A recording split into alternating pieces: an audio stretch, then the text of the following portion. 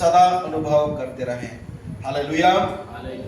परमेश्वर हमसे दूर नहीं है, वो हमारे निकट रहना चाहता है, हाथ पकड़ के हमें अगुवाई करना चाहता है, राह दिखाना चाहता है। हम उनके बच्चे हैं और वो हमारा पिता है, और पिता होने के नाते अपने बच्चे को गिरने से बचाता है, जोखिम और मुहिम में पड़ने से वो रक्षा करता है।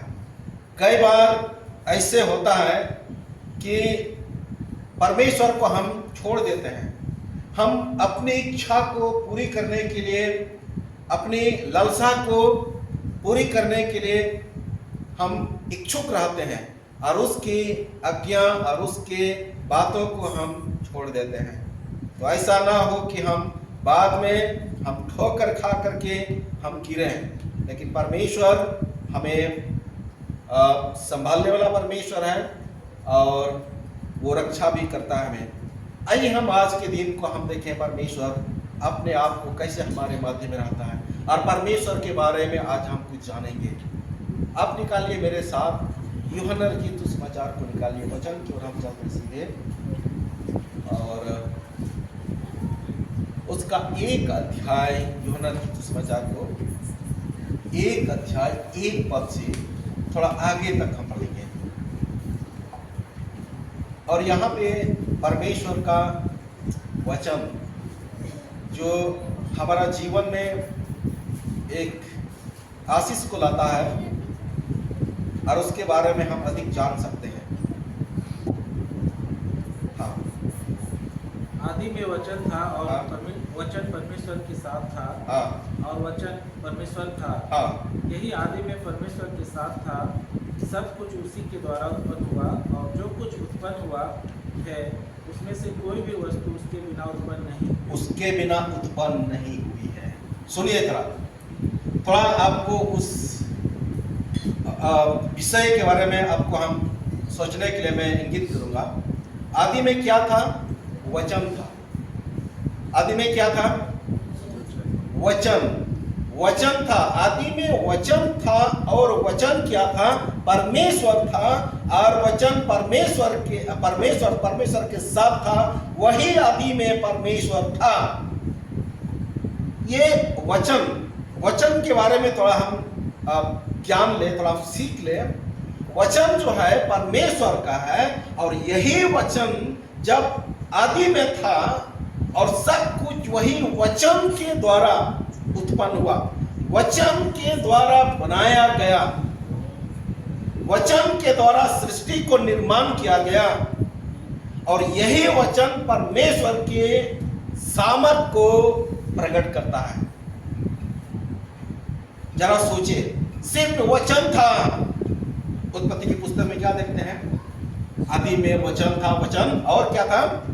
आदि में परमेश्वर ने आकाश और पृथ्वी को सृष्टि की, और उसने अपने वचन से जैसे कहा वो होता गया।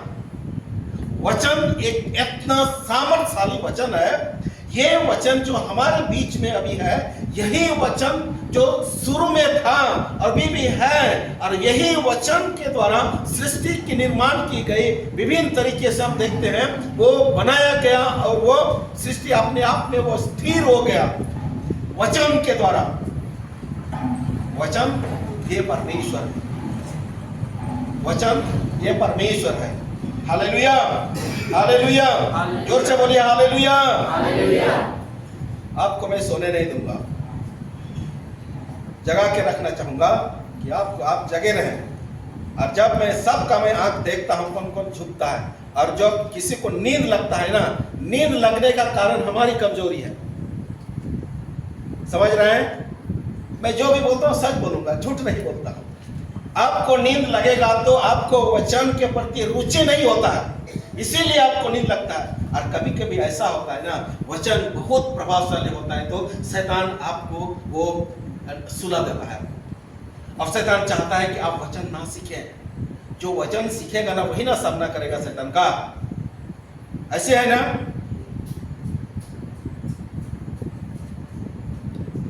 वचन से सब कुछ हुआ है। और आगे हम देखते हैं यही वचन 4 तक हमने पढ़ लिया है। आप 9 पद को पढ़ दीजिए। तो सच्ची ज्योति जो हर एक मनुष्य को प्रकाशित करती है, हाँ, जगत में आने वाली थी। जगत में आने वाली थी सच्ची ज्योति। उस समय की बातें हैं। थोड़ा गुंगरुट हो गया मेरा नडरी, सर्दी भी है तो बोलने में थोड़ा मेरा नडरी जो थपा हो गया, तपे हो गया, जोर लगना पड़ता है। सच्ची ज्योति हर एक मनुष्य को प्रकाशित करता है जो आने वाली थी। उस समय की बातें हैं जबकि सच्ची ज्योति यानी कि जो अंधकार था, अंधकार के बीच में वो ज्योति आने वाला था, वो हर एक मनुष्य में वो जगत में आने वाली थी। और इस तरह से आगे बढ़ते हैं। वो जगत में आया, जगत में था और जगत उसके द्वारा उत्पन्न हुआ और जगत ने उसे ग्रहण नहीं किया, पर जितनों ने उसे ग्रहण किया वह उनके संतान होने का अधिकार मिला। इस तरह का वचन हम आगे पढ़ते हैं। एक वचन आप पढ़ दीजिए, 14 का पढ़िए, यही वचन। हालेलुया। और वचन देहधारी हुआ और अनुग्रह और सच्चाई से परिपूर्ण होकर हमारे बीच में डेरा किया। हमारे बीच में डेरा किया। यही वचन हमारे बीच में क्या किया? डेरा किया। मैं बार बार एक ही वचन को कभी कभी मैं पढ़वाता हूँ, कभी कभी मैं बोलते रहता हूँ। ये वचन प्रियो सुनिए, आदि में था जब यीशु मसीह आने के पहले से जो वचन कहा गया था, और वही वचन जो संसार के लोगों के बीच में वो प्रचार भी होता था। वो वचन जो भविष्यवाणी की गई थी उसके बारे में कहा गया था। हालेलुया। वो वचन बहुत दिन पहले, यीशु मसीह के आने से पहले बहुत बार ये वचन बोला गया, कहा गया। कई नबियों के पास परमेश्वर ने अपने वचन को, इस पृथ्वी के लोगों को चुना और अपने वचन उस पर प्रकट किया। ऐसे होने वाला है, ऐसा हुआ, ऐसा करेंगे और ऐसा हुआ ही है।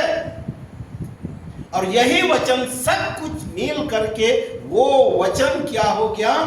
प्रभु यीशु मसीह के रूप में क्या हुआ? देहधारी हो गया। वचन क्या हुआ? चलने फिरने लगा।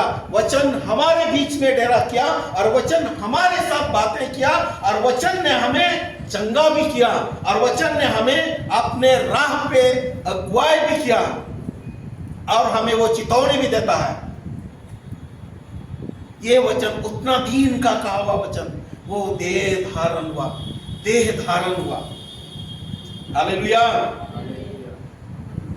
प्रियो, वचन के बारे में जब हम सीखते हैं, वचन को हम कैसे मानते हैं। कई बार इस बाइबिल के बातों को, बाइबिल के वचन को ऐसे ये दिखता तो ये साधारण एक पुस्तक के समान है, लेकिन ये जो पुस्तक है ना, ये वचन जो लिखी हुई है, ये परमेश्वर का शब्द है, परमेश्वर का इच्छा है, परमेश्वर का वाणी है।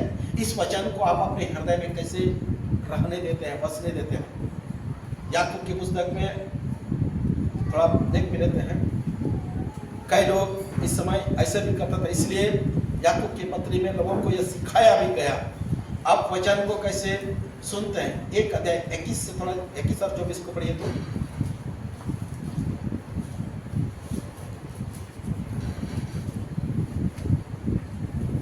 इसलिए सारी मलिनता और बैर भाव की बढ़ती को दूर करके उस वचन को नम्रता से ग्रहण कर लो जो हृदय में बोया गया, जो हृदय में बोया गया, हाँ, और जो तुम्हारे प्राणों का उद्धार कर सकता है। हाँ, परंतु वचन पर चलने वाले बनो, हाँ, और केवल सुनने वाले ही नहीं जो अपने आप को धोखा देते हैं।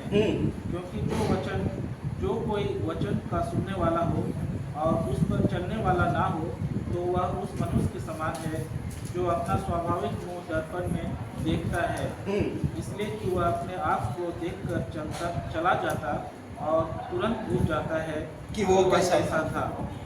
प्रियो, हम भूलने वाला ना हो। वचन को हम कैसे अनुसरण करते हैं, वचन को हम कैसे समझते हैं। वचन जो हमारे हृदय में बोया जाता है, वचन जो बोया जाता है, कैसे बोया जाता है? जब सुनाया जाता है, हम अपने हृदय में कैसे उसको हम एक्सेप्ट करते हैं, अपने हृदय में हम कैसे हम ग्रहण करते हैं, जो हमारा उद्धार कर सकता है, प्राण को उद्धार कर सकता है।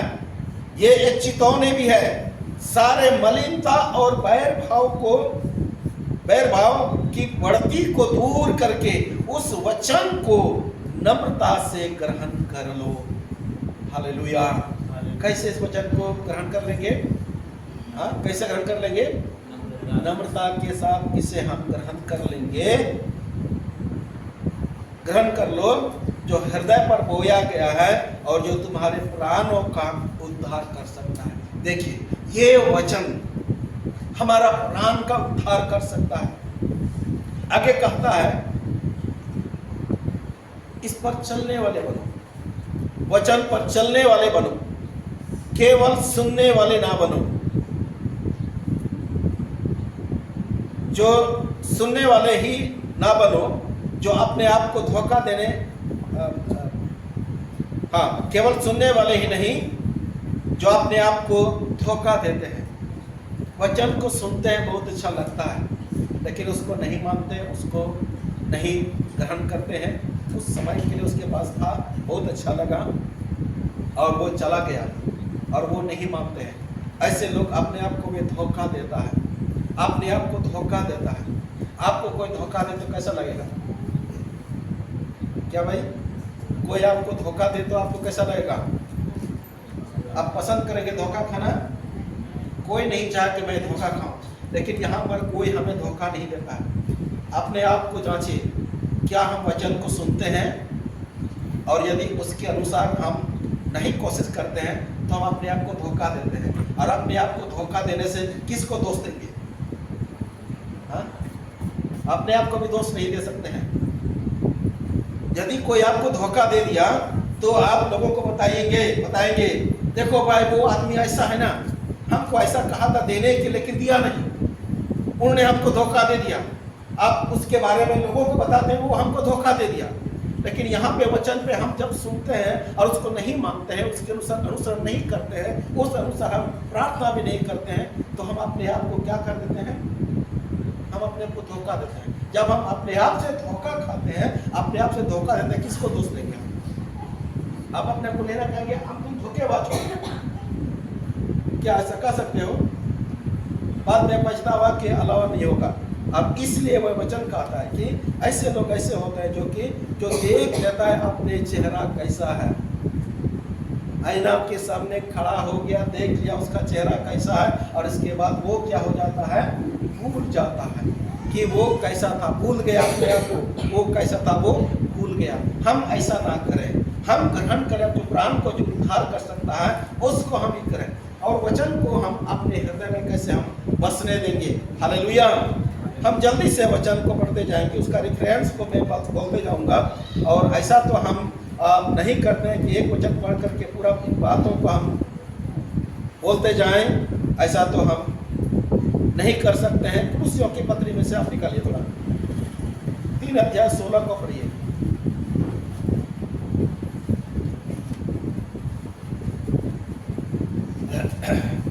कुलुस्सियों की पत्री 3 अध्याय 16 पद को पढ़िए। मसीह के वचन को अपने हृदय में अधिकाई से बसने दो। सुन लीजिए, सब कोई सुन लीजिए। हाँ, कैसे कर लीजिए फिर से? मसीह के वचन को अपने हृदय में अधिकाई से बसने दो, अधिकाई से बसने दो, और सिद्ध ज्ञान सहित दूसरे को सिखाओ और चिताओ, और अपने अपने मन में अनुग्रह के साथ परमेश्वर के लिए भजन और स्तुति गान और आत्मिक गीत गाओ। आत्मिक गीत गाओ, भजन करो, आत्मिक गीत गाओ। वचन को अधिकाई से अपने हृदय में बसने दो, और सिद्ध ज्ञान सहित एक दूसरे को सिखाओ और चिताओ। वचन को एक दूसरे को सिखाओ और चिताओ। हालेलुया। हाथ उठा के बोले हालेलुया, हालेलुया, हालेलुया। हम तो सोचते हैं बहुत जोर से हालेलुया बोलते, लेकिन मेरा बोल नहीं निकल रहा, तबीयत भी थोड़ा ठीक नहीं है। लेकिन परमेश्वर अपने वचन को इस तरह से वो कहता है, अपने हृदय में अधिकाई से बसने दो। इस बात को आप क्या समझते हैं? कैसे आप वचन को अपने हृदय में बसने देते हैं? कैसे बसने देते हैं? इसकी सच्चाई क्या है? हालेलुया। हम तो आप लोग से बात कर रहे हैं, वचन को हम कैसे अपने हृदय में बसने देंगे? इसकी सच्चाई क्या है? कैसे? कई बार सवाल होता है कि नहीं? हालेलुया। हाँ हूं तो बोलिए हालेलुया।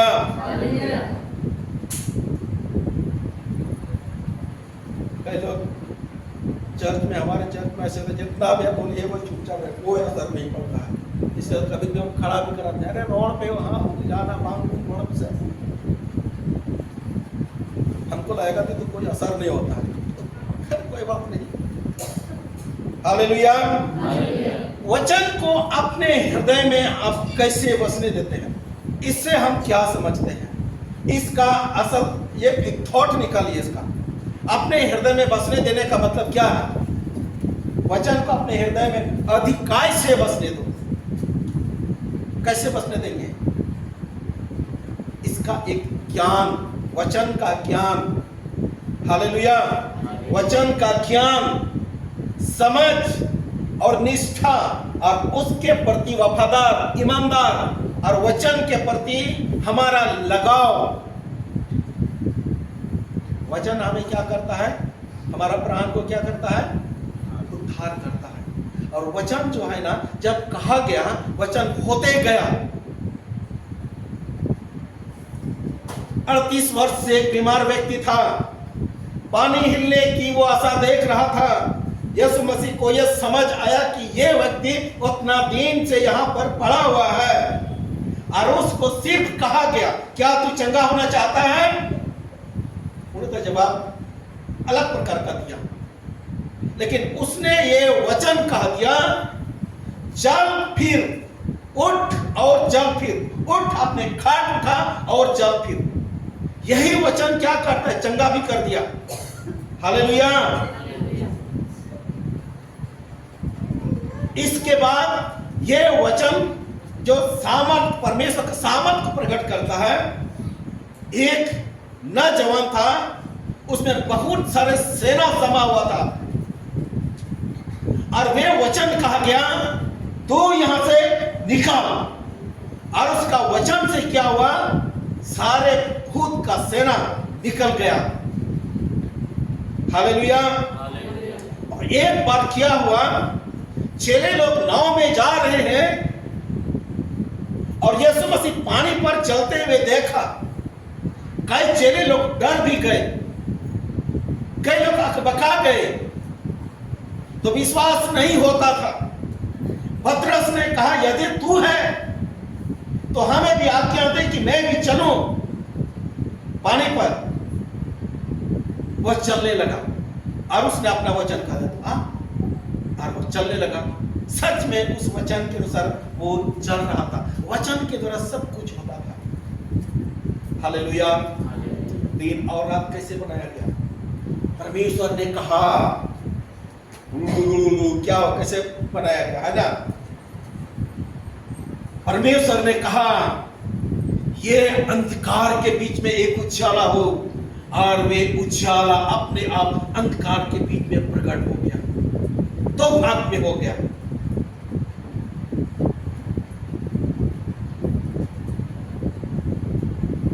Hallelujah, hallelujah. आइए दूसरी बात देखते हैं। ये पहली बात और ये दूसरी बात एफिसियों की पुस्तक में से आप निकालिए।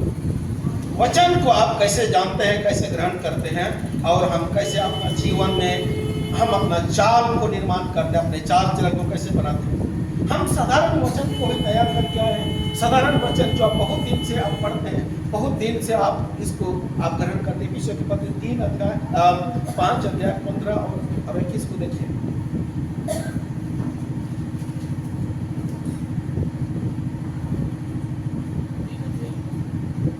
पांच अध्याय, यह दूसरी बात, 5 अध्याय 15 से थोड़ा आगे पढ़िए।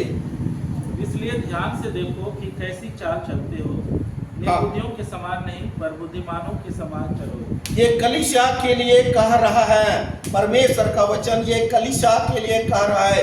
कलीसिया कैसे चाल चलते हैं, कलीसिया के लोग आप कैसे चाल चलते हैं, हमें और आपको ये चेतावनी दी जाती है। हाँ, अवसर को बहुमूल्य समझो, बहुमूल्य समझो, क्योंकि दिन बुरे हैं। इस कारण निर्बुद्धियों बुद्धि ना हो, पर ध्यान से समझो कि प्रभु की इच्छा क्या है। प्रभु की इच्छा क्या है, बस। हालेलुया। इसलिए ध्यान से देखो, कई बार हम अपने आप को देखते नहीं हैं, हम अपने चाल चलन, अपने व्यवहार को हम नहीं देखते हैं, दूसरे का चाल को देखते हैं, दूसरे का व्यवहार को देखते हैं। तो यहां पे कहता है, इसलिए तुम ध्यान से देखो कैसे चाल चलते हो, निर्बुद्धियों के समान ना पर बुद्धिमानों के समान चलो। अवसर को बहुमूल्य समझो, क्योंकि दिन बुरे हैं। ये अवसर जो है ना हमें मिला है, यही अवसर है, यही अवसर है बहुत कुछ कर गुजरने का। जब हमें इस तरह करने का अवसर नहीं मिलेगा तो पछतावा के अलावा कुछ नहीं होगा। कई मसीही लोग ऐसा बोलते हैं, अरे नहीं रविवार तो कहीं चला गए थे, अरे इस रविवार को चर्च नहीं जाएंगे, हम आने वाले चर्च को जाएंगे। इस बार बहुत बारिश हो रहा है ना, गर्मी लग रहा है, मौसम ठीक नहीं है, हमारे अनुसार ये मौसम नहीं है। अवसर को बहुमूल्य समझो, क्योंकि दिन बुरे हैं। हालेलुया। जानते हुए समझते हुए अवसर को यदि हम खो देते हैं, यह अवसर फिर से वापस नहीं लौट आने का। एक व्यक्ति नरक में जा पहुंचा, वो धनी व्यक्ति था। जा पहुंचने के बाद वो क्या क्या प्रार्थना कर रहा था बाद में, आप जानते होंगे ना, है कि नहीं। नरक में पहुंच गया बेचारा। उसका जीवन बहुत सुखमय जीवन था, बहुत आराम से जीवन जी रहा था, कोई भी तकलीफ उसके जीवन में, घर में, परिवार में नहीं था, सब कुछ अच्छा से चलता था। लेकिन वो चला गया बेचारा नरक में, और वहां पर प्यास लगता है, तड़प रहा है। वो उस तड़पने से बचने के लिए वो ऊपर को देखा, जो अपने घर परिवार में वो देखता था, जो भिखारी के समान वो मेज पर पड़ा हुआ रहता था, जूठन खा करके वो जीता था। वैसे व्यक्ति को देखा, वो तो बहुत आराम से रह रहे वहां पर, और हमें दुख भोग रहे हैं। बाद में वो प्रार्थना करने लगा और वो पछता रहा है, उसको अभी अवसर नहीं मिल रहा है। अंत में उसको क्या जवाब मिला? क्या जवाब मिला अंत में? उसके पास क्या है? मूसा की भविष्यवक्ता की पुस्तकें है। हालेलुया। कई बार उन्हें निवेदन किया, नहीं, अगर यदि मुर्दों में से कोई जी उठेगा और हमारे भाइयों के पास जाएगा तो वे भी उद्धार पाएंगे। वे बाद में अपने भाइयों के लिए वो पश्चाताप करने लगा। पहले तो उसका अवसर को बहुमूल्य नहीं समझ रहा था। दिन में होली तो रात में दिवाली, ऐसा खुशी मना रहा था उसका घर में, उसके परिवार में। अवसर को उसने बहुमूल्य नहीं समझा और बाद में उन्हें तड़पने लगा। और जब वो तड़प रहा है तो अपने तो तड़प रहा है, लेकिन अपने उन प्रियों को जिससे प्रेम करता था उसको यहाँ पे वो अपने साथ तड़पता हुआ वो देख नहीं सकता, बर्दाश्त नहीं करना चाहता है। मैं तो मर गया, मरने दो, लेकिन मेरे बाद में जो मेरे प्रिय लोग हैं वे यहाँ पर ना आने पाए। उन्होंने वचन को अवसर नहीं दिया। यही यहाँ पे एक अर्थ है कि आप अवसर को बहुमूल्य समझे। हालेलुया। अवसर का बहुमूल्य समझे, इसका निर्बुद्धि ना हो, ध्यान से समझो प्रभु की इच्छा क्या है। आगे तो और चेतावनी देता है, तुम दखरत से मत वाला मत बनो, दखरत से मत वाला मत बनो। हालेलुया। पर क्या बोलता है? दखरत से मत वाला मत बनो, इससे लुचपन होता है। और ये लुचपन लोग या लुच्चा लोग जो है ना, स्वर्ग के राज के अधिकारी नहीं होंगे। शराब जो है ना, जो नशापन जो होता है ना, वो हमें परमेश्वर की उस अनुग्रह से वंचित करता है।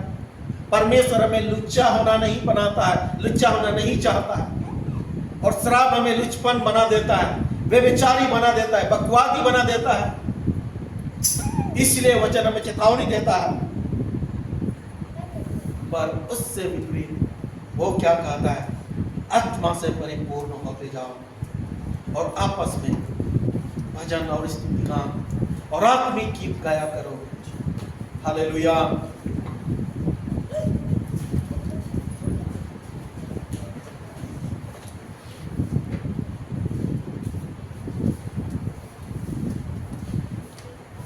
तो यहाँ पे वचन में हम शिक्षा जो हम सुनते हैं और इसको हम कैसे ग्रहण करते हैं, हम अपने हृदय में इसको कैसे हम काम करने देते हैं, वचन हमें बार बार हमें सिखाता है। भजन संहिता 119 को निकालिए।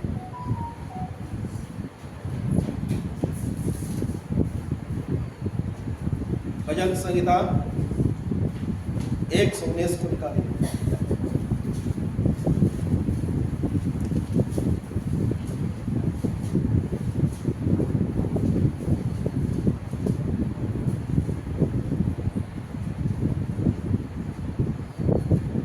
एक 119 और 2 पद को पढ़ दीजिए।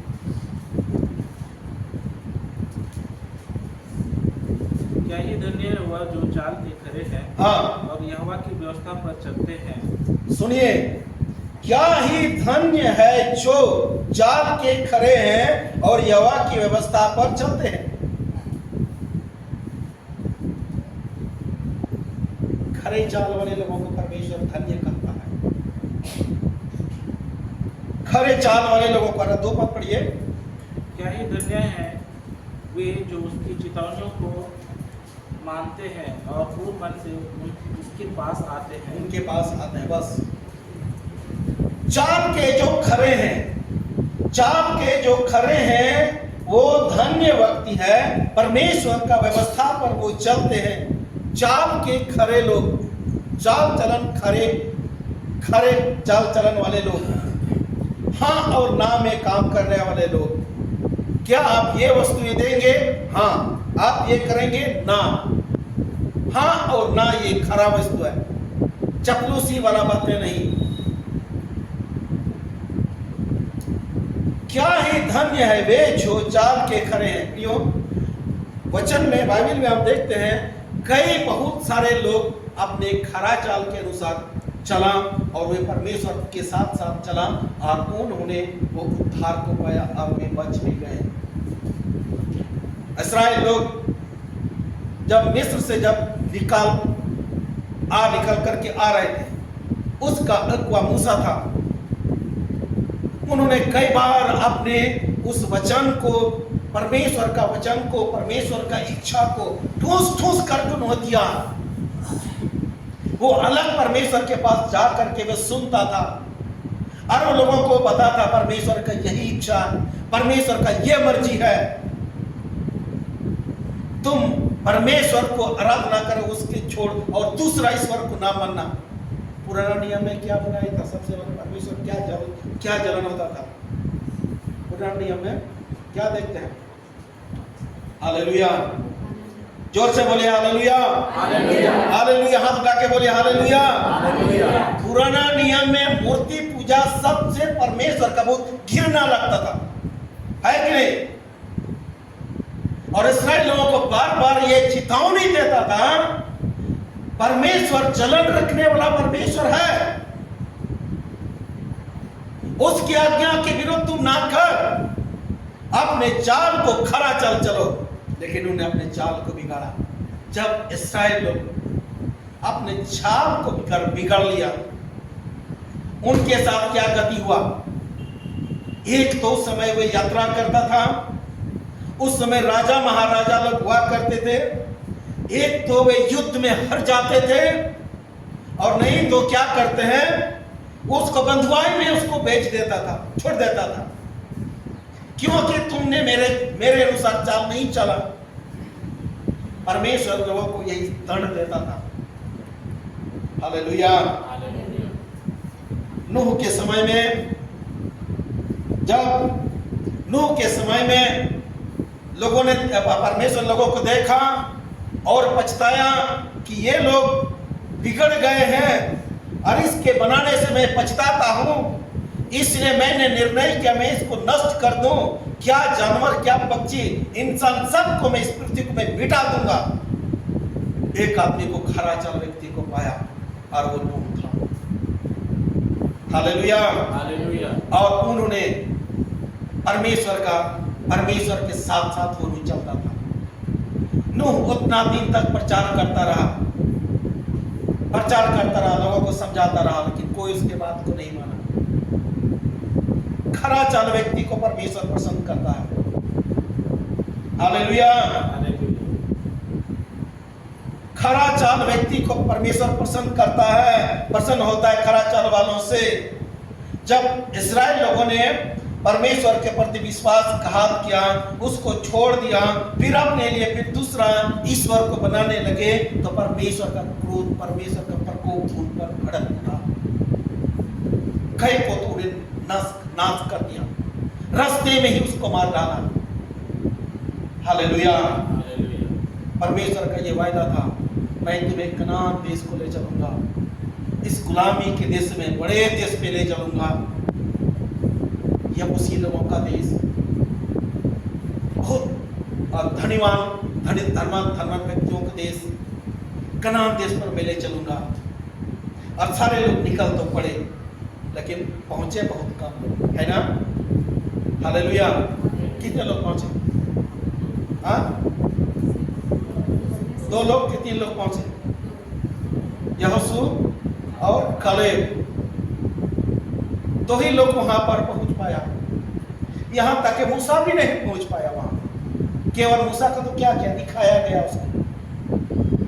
जब परमेश्वर के साथ रहने वाले व्यक्ति, उसका भी न्याय हुआ, उसका भी जब दंड मिला, हम और आप, मैं और आप, यानी कि ये संसार किस खेत की मूली है।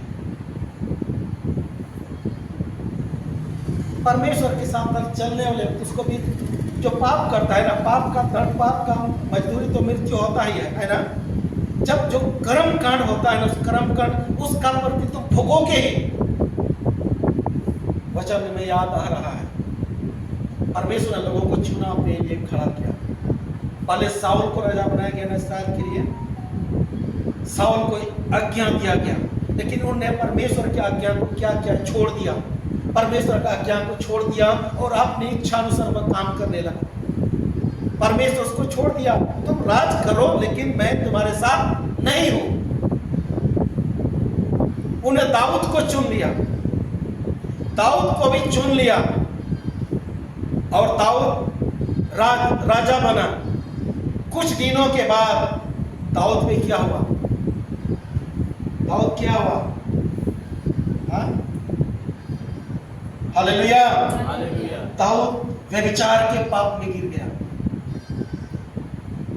उन्होंने एक सुंदर स्त्री को देखा जो दूसरे की पत्नी है, अपनी सेनाओं की पत्नी है, उसको देखा और मोहित हो गया उसको देख करके। और मोहित होने के बाद उसके साथ, बाइबल बताती है, उसके साथ वो सोया और उसका पति को छल से मरवा दिया। परमेश्वर ने इसका सजा उसको दिया। अब शमूएल की पुस्तक में पढ़ेंगे तो दाऊद के परिवार में तलवार चलने लगा, उनके भाई बहनों में व्यभिचार होने लगा, वो समस्या में गिर गया। जबकि वो परमेश्वर का चुना हुआ क्या था? अभिषिक्त राजा था। Hallelujah, hallelujah, hallelujah. उसका पुत्र सुलेमान को देखिए, सुलेमान राजा के समय कोई और ऐसा बुद्धिमान राजा था नहीं था। यहां तक कि दूर दराज से उसके पास बुद्धि की बातों को सुनने के लिए, उसको जानने के लिए, सीखने के लिए उसके पास लोग आते थे। हालेलुया। परमेश्वर ने सुलेमान को बुद्धि दिया और वो बुद्धि संसार में कोई उसके समान बुद्धिमान राजा नहीं था या बुद्धिमान व्यक्ति नहीं था, सिर्फ सुलेमान ही बुद्धिमान व्यक्ति था।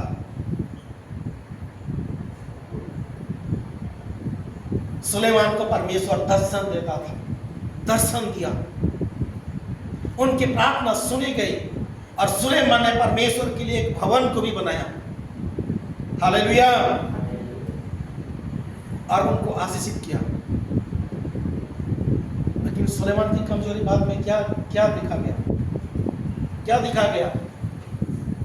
बोल दीजिए। उनकी ये कमजोरी थी कि बहुत सारे उन्होंने पत्नियां बना ली। पुराना नियम में पत्नियां उन्होंने बना ली।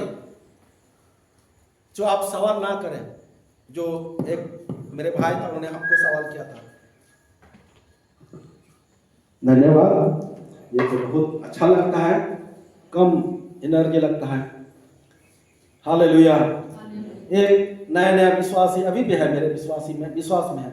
उनने बाइबल पुराने नियम को खूब पढ़ लिया, पुराने नियम से खूब पढ़ा और पुराने नियम पढ़ते पढ़ते देखा कि उन्होंने इतना पत्नियां कर लिया, इतना शादी किया, फिर भी परमेश्वर उसके साथ रहता था। पुरुष लोग को लगता है ज्यादा पत्नी होने से बहुत आनंदमय जीवन बीतेगा ना।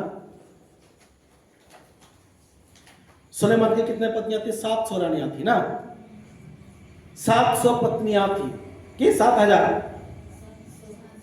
700 की 7000? 700 की रानी थी। और रखेलियां कितना थी? 300 रखेलियां थी। आप उस स्थान पे, मैं पुरुष लोग से मैं कहता हूं, आप इधर मत देखिए। यदि आपके पास 700 रानी होंगे, 700 पत्नियां होंगे उस समय, अभी के समय में अगर होता, आप देखिए किसको किसको देखेंगे? आप किधर देखेंगे? 7 दिन जिंदा नहीं। हाँ, 7 दिन जिंदा नहीं रहेगा। 7 दिन जिंदा नहीं रहेगा। 7 दिन जिंदा नहीं, 7 घंटा चैन से नहीं रह सकता है। एक पत्नी को पढ़ने में क्या लगता है पता है आपको? और 700 पत्नियां उनके पास। बाद में सुलेमान के साथ क्या घटना घटी? 700 रानियां तो थी, 700 पत्नी, 300 रखेलियां। और वो भी परमेश्वर ने उनको कहा था ना तुम उसके पास जाना और ना उसके साथ रहना, ना उसके साथ खाना पीना खाओ। लेकिन अन्य जातियों से उन्होंने अपना रानी को बना लिया, पत्नियां को बना लिया। और पत्नी को खुश करने के लिए पुरुषों को क्या करना पड़ता है? पत्नी को पैर धोना पड़ता है ना। पत्नी को पैर धोना पड़ता है कि नहीं? पता नहीं, आप लोग को नहीं पता होगा ना। क्या भाई, आप पत्नी की है कि नहीं? पत्नी को खुश करने के लिए आपको उसका बात मानना पड़ता है कि नहीं? यदि आपके परिवार में आपकी बीवी अगर गुस्सा रहेगी तो क्या पुरुष का क्या गति होता है पता है? मैंने अनुभव किया है। यदि अमा उड़ा रहे आमने नहीं हो सुन ले तम खाए बाहर उड़ाम सामने बाबा, पुरुषों का क्या गति करता है? कितना बचता है? 12 बचता है, सीधा 12 बचता है। पत्नी आपसे नहीं बोलेगी, आप खाना नहीं बनाएगी, आप खाएं कि नहीं खाएं आपको नहीं पूछेगा। आप कहीं से आप आ गए हैं, लो भाई, आप किससे प्यार से बात करेंगे? पत्नी को खुश करने के लिए हमेशा उसको झुकना पड़ता है। ये मैं अनुभव किया। या मेरा पत्नी मूर्ख है या मूर्खी है, जैसे भी हो, लेकिन आप तो एग्रीमेंट हो चुका है, उसको जो हम सुधारे कि नहीं सुधारे। अगर वो गुस्सा गई तो हम हमेशा ये प्रयास करते हैं उसको हम कभी गुस्सा होने नहीं देंगे, कभी गुस्सा होने नहीं देंगे, उसको हमेशा प्यार करेंगे। 1 दिन हो गया, 2 दिन हो गया, अगर वो मुंह फुला के रहेगी, अलग अलग छोड़गोट पीठे बना दो। छोड़गोट पीठे होगा, सुनम पीठे होगा दाम। सुनम पीठे का मतलब वो मुंह फुला के कुछ बात नहीं करेगी। हमें झुकना पड़ता है, हमें प्रेम से उससे बात करना। अच्छा कोई बात नहीं है, छोड़ो ना यार, जो बात हो गया ना, हम बोल दिए थे ना, चलो हमने गलती बोला। वो फिर डांट देगा एक बार तो हम समझेंगे हाँ अब तो खुल गया है, अब उसको हम पटा लिए। लेकिन 700 रानियां को मनाना मामूली बात है। सुलेमान के साथ भी यही हुआ, सुलेमान के साथ यही हुआ। पत्नी रोने लगी, अरे तुम हमसे प्रेम नहीं करती, प्यार नहीं करती, मैं तो उस देश से आता हूँ, मैं तो इस धर्म का मैं मानने वाला हूँ, मुझे मेरे लिए ये देवता का मंदिर बना दो, ये देवता का मंदिर बना दो। और सुलेमान ने क्या किया?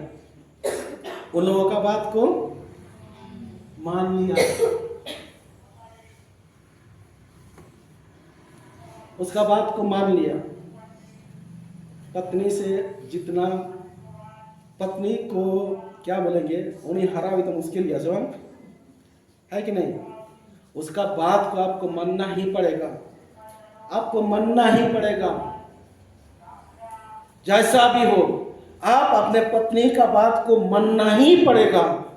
और यदि उसका आप कोई पुरुष ऐसा करता है ना, पत्नी को कुछ नहीं समझता है, हटाओ हम क्या करते नहीं करते हैं, मेरा जिम्मेदार है, मैं मालिक हूं, मैं मालिक हूं, चल का तेड़ा दोरी चलाओ, मालिक नहीं हम तो बस टका टुकी रहता है में उड़ा दूर रहता है में किधर किधर जाए बस यही सब देखो। लेकिन ऐसा नहीं होता है। एक अच्छा परिवार के लिए मैं बोलना चाहता हूं आप लोगों को, आप अपने जीवन का हर एक बातों में उसको हिस्सा बनाइए। आप कहीं बाजार जाते हैं ना, किससे बात किए, किससे मिले, आप घर में आकर के आप अपना पत्नी से आप उनको शेयर कीजिए। क्या कभी आप ऐसा करते हैं? शर्म लगता है भाई, मैं अपना आदमी के सामने हूं, हाँ कैसे कर दूंगा। आप कहीं जाते हैं, पेड़ाहड़ो जाते हैं या कोई निष्ठ करने के लिए कहीं जाते हैं, आकर के यदि आप अपने पत्नी को नहीं बताते हैं तो आपका पारिवारिक जीवन ये अधूरा ही होगा। और मैं यही करता हूं, जब कहीं जाता हूं, मैं यहां से वापस लौट करके सबसे पहले पूछे कैसा रहा, तो हमको बताना पड़ता है कौन कौन लोग थे। हाँ, नाना थे, कुमन थे, ये भाई थे, वो भाई थे, ऐसे ऐसे लोग थे, हम लोगों ने बहुत अच्छा से संगति किया, उसको बताना पड़ेगा। उसको हम जब बताएंगे ना तब तो बोलेगा हाँ वाह बहुत अच्छा। और यदि आप नहीं बताते हैं तो आप उसको अपना जीवन के साथ आप शामिल नहीं करते हैं, और अपना जीवन के साथ उसको शामिल नहीं करते हैं तो क्या होता है? पत्नी का कभी कभी बोलता है, क्या बोलता है, और भाषा तो बोलेंगे तो वो ठेठ भाषा है वो। ऐसा ना हो कि आप उनको शामिल कीजिए। मेरा कहने का मतलब यह था कि सुलेमान के पास उतना पत्नियां थी, और लेकिन वो बाद में क्या किया, उन्होंने अपना पत्नियों का बात को नहीं टाल सका, उसको मानना ही पड़ा, और बाद में भी परमेश्वर का भी अपराधी भी ठहर गया और उसको दंड भी मिला। अपने समय में तो नहीं, उसको कहा गया ठीक है मैं तुम्हारे हाथ से मैं राज को छीनूंगा, लेकिन तुम्हारे समय में नहीं, मैं तुम्हारे बेटे के समय में मैं तुम्हारा राज को छीन लूंगा, जो तुमने मेरे विरुद्ध पाप किया, मेरे विरुद्ध काम किया। तो जितना भी अभिषिक्त लोग थे, तो क्या अधिक पत्नी करना जरूरी है? हाँ? नहीं, आप मत सोचिए आपका पत्नी जैसा भी हो, चाहे हेंदे हो, चाहे एसएल हो, चाहे गुडरी हो, चाहे लड़की हो, चाहे मुटकी हो, चाहे ट्रॉड हो, वो आपकी पत्नी है। हालेलुया।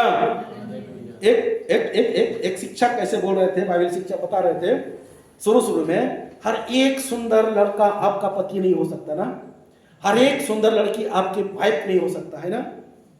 हालेलुया, हालेलुया, बोलिए हालेलुया, तो बोलिए भाई कभी से बोलिए हालेलुया। अपने चाल को उन्होंने खराब किया और वे इस तरह का उसको दंड भुगतने लगा। अच्छा, पहला कुरिन्थी की पुस्तक को निकालिए, और इसके बाद हमारे मध्य में मेज है, अधिक देर तक मैं नहीं बोलूंगा। पहला कुरिन्थी की पुस्तक को निकालिए, उसका 15 अध्याय और 33 और 34 को पढ़िए।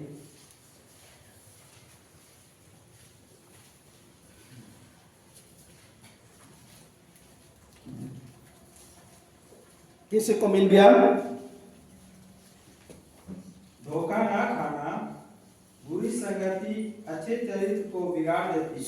सुन लीजिए फिर से। हाँ, धोखा ना खाना बुरी संगति अच्छे चरित्र को बिगाड़ देती है। बुरी संगति जो है ना अच्छा चरित्र को क्या कर देता है? बिगाड़ देता है। धर्म के लिए जाग उठो और पाप ना करो, क्योंकि कुछ ऐसे हैं जो परमेश्वर को नहीं जानते। मैं तुझे लज्जित करने के लिए यह कहता हूं। धन्यवाद, धन्यवाद, बहुत अच्छा पढ़ने के लिए। Hallelujah, hallelujah. धोखा ना खाओ, बुरी संगति अच्छा चरित्र को बिगाड़ देती है। आप वैसे लोगों के साथ संगति कीजिए, आप गांव के लोगों के साथ संगति कीजिएगा। गांव के लोग अब इन दिनों में क्या बात करेंगे पता है? यार अफोर तो हुई कि ना सुना रहो कि ना सुना, बस यही सब आमरन डागरा दो चिलका, आमरन गोई दो चिलका, अरे हनका जो नंका नियर लेता है ना, इन्हें कहते बाद दुम करे हिजू में, अरे पास है तो मौज मौज स्टैंडर्ड क्वालिटी रे हम गलबरा मंजमा हना गलबरा मंजमा, ये बात सुनेंगे वो बात सुनेंगे, बहुत अच्छा लगेगा। बुरी संगति अच्छा चरित्र को बिगाड़ देती है। आप किसके साथ संगति कर रहे हैं? क्या वो उसके साथ में रहने के लिए रहने से आपका भविष्य बनेगा कि बिगड़ेगा? आप पर निर्भर है। Hallelujah, hallelujah. एक सवाल था, गर्मी तो उनको भी लगता है, आप सबको भी लगता है, लेकिन अभी तो शुरुआत हुआ है।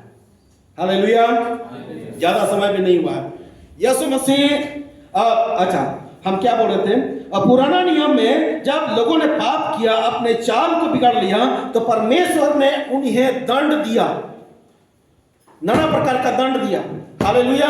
उसको एक तो उसको गुलाम में भेज दिया, गुलामी बना दिया, उसको हरवा दिया, अन्य जातियों के अधीन कर दिया। लेकिन बाद में फिर वही घूम फिर करके जब परमेश्वर को फिर याद करता, फिर वे छूट जाते हैं। उन्हें दंड दिया। क्या इन दिनों में भी क्या यीशु मसीह हमें भी दंड देगा? दंड देगा? बोलिए। कितने लोग बोलते दंड देगा? कितने लोग देता है? कितना लोग बोलते हैं हाँ दंड देगा? मैं परीक्षा लेना चाहता हूं आप सबसे। कितने लोग बोलते हैं पुराने नियम में जब लोगों ने पाप किया, परमेश्वर ने उन्हें दंड दिया? अभी के युग में क्या यीशु मसीह हमें दंड देगा? हम उसके पास आएंगे तो क्षमा करेगा, नहीं मानेंगे तो छोड़ देगा। पीछे वाले लोग, बीच में लोग का क्या क्या विचार है? क्या विचार है?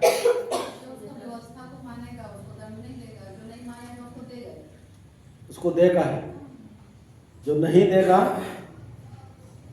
एक स्त्री को याद कीजिए,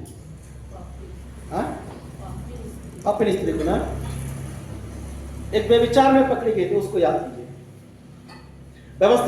व्यवस्था जो फरीसी लोग थे, सदुकी लोग थे, एक यीशु मसीह उस समय उन लोगों के बीच में था, और वो व्यभिचार में पकड़ी गई।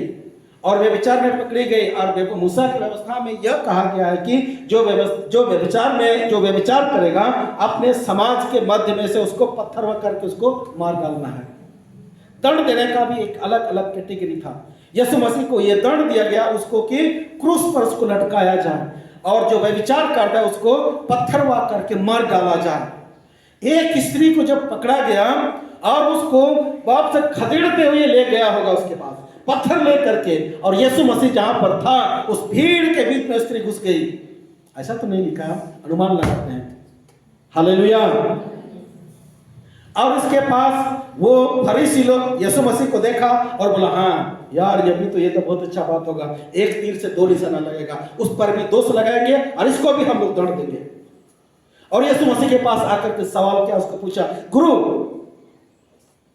हे गुरु, व्यवस्था में हम पाते हैं कि जो व्यभिचार में पकड़ा जाए उसके पत्थरवा करके मार डाला जाए, और हम लोगों ने इस स्त्री को पकड़ लिया व्यभिचार करते हुए,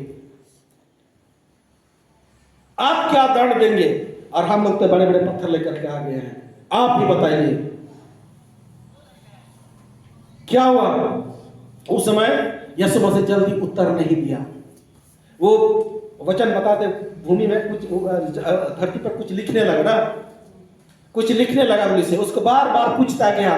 तो यीशु मसीह ने बड़ी नम्रता के साथ उसको उत्तर दिया, ठीक है भाई, व्यवस्था में तो ऐसा है ही, मूसा ने ऐसा कहा, लेकिन वही दंड पहले देंगे जो कभी पाप नहीं किया हो, जो बड़ी सच्चाई के साथ उन्हें अपने साथ वो न्याय करने लगा।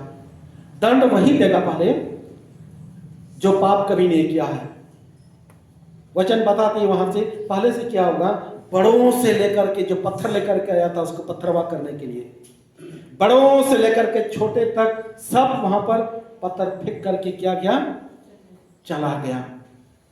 कोई वहां पर उसको दंड देने के लिए हाथ नहीं बढ़ाया। और यीशु मसीह और स्त्री बस वही दोनों वहां रह गए। यीशु मसीह ने वह उठा, अपने आंखें उठाया और उस स्त्री को और देखा, हे स्त्री, क्या किसी ने तुझे दंड नहीं दिया? वो रोते हुए आए और बोले, नहीं प्रभु, हमको तो किसी ने दंड नहीं दिया।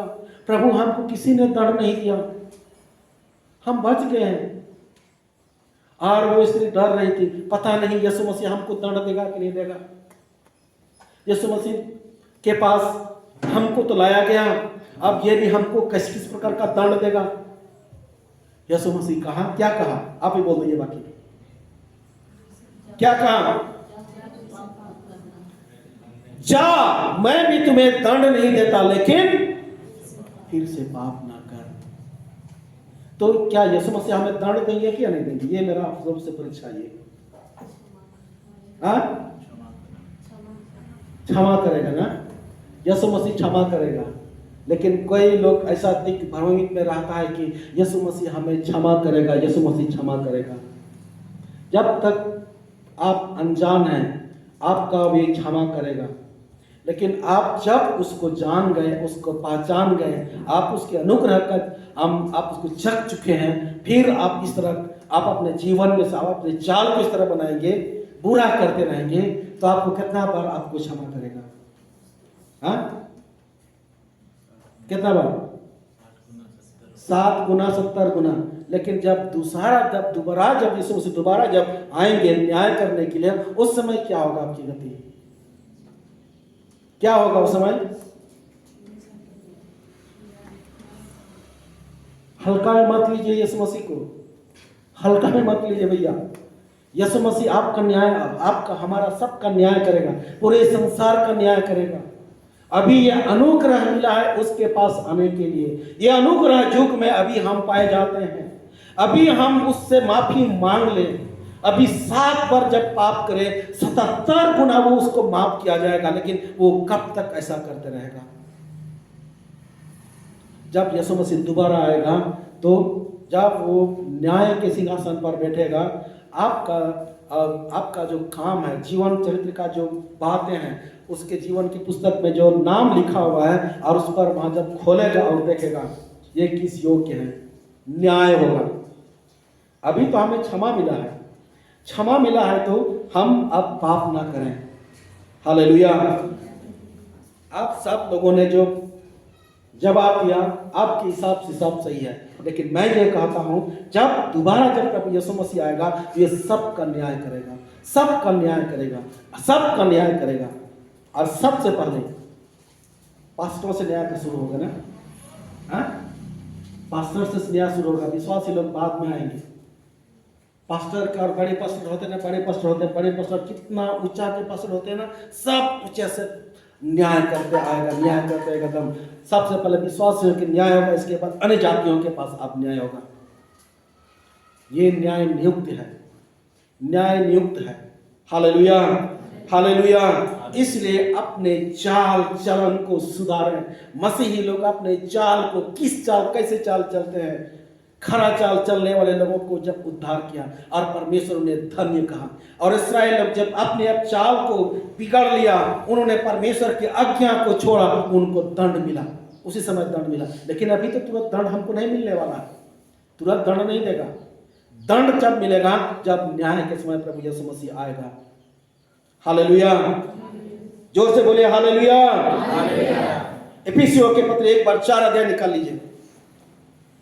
और इसके बाद मेज हमारे बीच में है, आप मेज में शामिल होंगे। 4 अध्याय 22 से 24 पद को पढ़िए। इफिसियों की पत्री फिर से निकालिए।